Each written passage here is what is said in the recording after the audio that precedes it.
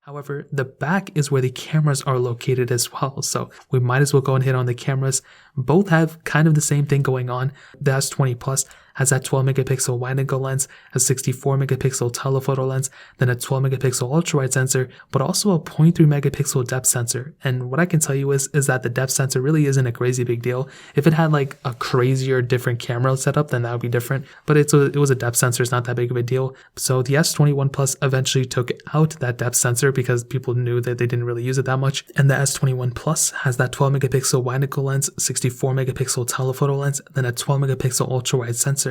Now both of them have the capability of shooting 8K videos, so I think that's a pretty big thing and a cool thing in and of itself, but I really don't think there's like a definite winner here when it comes down to the whole entire camera aspect. I think at the end of the day, because the S21 Plus is the newer device, it should theoretically have the better camera, but as stated before, that doesn't really always translate on paper. When I'm using these things day to day, when I use these things personally, when I haven't used the S21 Plus as much as I use the S20 Plus, obviously, but I think when I use both phones, I don't really think like one phone has the way better camera than the other one, and I felt the same exact way between the S20 and the S21. Both cameras are great, both of them have their strong suits, but I don't necessarily think one is like the way better feeling or way more premium device in terms of the camera, more so than the other one. So I think if you're trying to think about it in a camera aspect of upgrading from one phone to the other, you're really not going to see that big of a difference here in the camera standpoint, in my opinion, especially on the front camera. Both of them are 10 megapixel sensors, single wide-angle lenses, 4K at 60 on both as well.